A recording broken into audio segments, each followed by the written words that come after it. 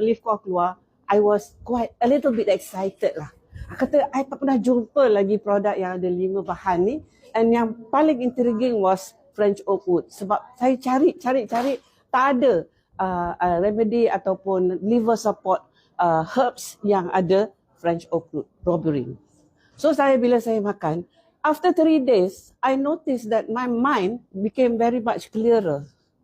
So macam saya punya idea start to flow very easily. Saya ni memang mentally quite alert lah for a person of my age, 68 plus. Alright.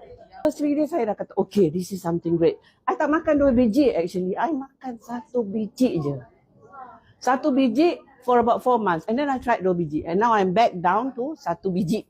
Because for me that 1 biji was very effective. March saya start makan.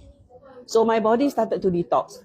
Jadi bila dia detox tu kan, keluar gatal-gatal. Viruses pun keluar, herpes keluar apa semua. And being a holistic healer that I am, I tahu these are all detox reactions. So dia keluar what we call return of all symptoms. It's a sign of a curative reaction. So diseases will move from the above down, from the inside out, and they will go back macam tape rewind. So that was happening to me. So I knew something very fantastic was happening with the Live Core. Live Core ni did other things as well. People started to say that, hey, Kak Su ataupun Dr. Su, kenapa you look younger? Kenapa you punya complexion seem to be better? I said, I don't know. Until I pergi balik check tengok Live Core. Glutathione. Glutathione is the name of the game. So 30% of your own glutathione. What does it do? Dia improve keanjalan. Okay, and then they improve complexion. This is what happened to me. So many other things started happening, and it's not just Live Core lah kan. The entire, boleh katakan spirulina, so ada saham Magnific, ada saham Alora, ada saham. My heart rate started to go down. My heart rate was high to start with. And when I had a stents, you know, I have a stent.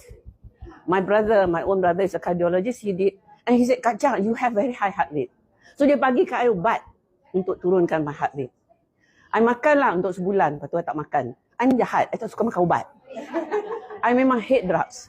So as far as possible, I wean myself off drugs. I take homeopathy, I take natural remedies apa semua. And I've been managing, but my heart rate dia turun lah from 90 plus resting to 80 plus resting. I'm living proof that Live Core actually works. Of course, my liver enzymes pernah at one time naik, now completely normal.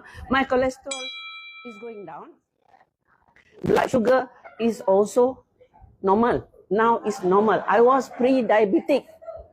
And I pernah check my blood sugar, 16 pun ada. Now tak ada. But you want to know, is it just the Live Core? No, it's not just the Live Core. It is amalan pemakanan yang baik. It is avoiding sugar. So semua tu you add together,